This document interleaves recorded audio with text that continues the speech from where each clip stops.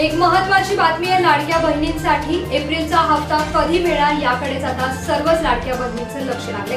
मात्र त्यामधील 8 लाख लाडक्या बहिणींचा हप्ता आता कपात होणार आहे।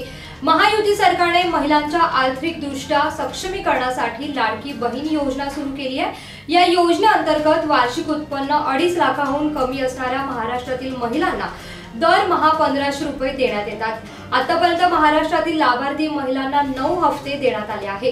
त्यानंतर आता एप्रिलचा हप्ता कधी मिळणार याकडे आता सर्वांचंच लक्ष लागले।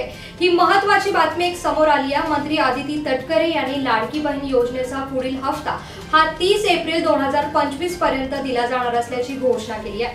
30 एप्रिल रोजी अक्षय तृतीया असून त्या मुहूर्तावर महाराष्ट्रातील लाडक्या बहिणींना 1500 रुपये देण्यात येणार आहे। सध्या लाडक्या बहिणींच्या अर्जाची तपासणी देखील सुरू असून योजनेच्या निकषानुसार अपात्र ठरलेल्या महिलांना या योजनेतून वगळण्यात येणार आहे। योजनेच्या निकषानुसार ज्या महिलांचं उत्पन्न हे 2.5 लाखांपेक्षा जास्त असेल अशा महिलांना या योजनेचा लाभ आता घेता येणार नाहीये।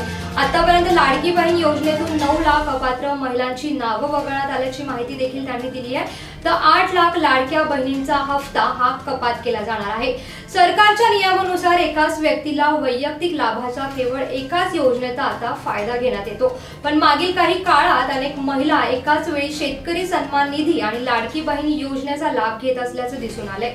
या प्रकारची सरकारने छाननी सुरू केली असून ज्या महिला दोनही योजना घेतात त्या लाडकी बहीण योजनेतून त्यांना आता केवळ फक्त 500 रुपयेच मिळणार आहे। असा निर्णय घेण्यात आलेला असून या नव्या निर्णयामुळे आता सुमारे 8 लाख लाभार्थी महिलांवर याचा मोठा परिणाम होणार आहे।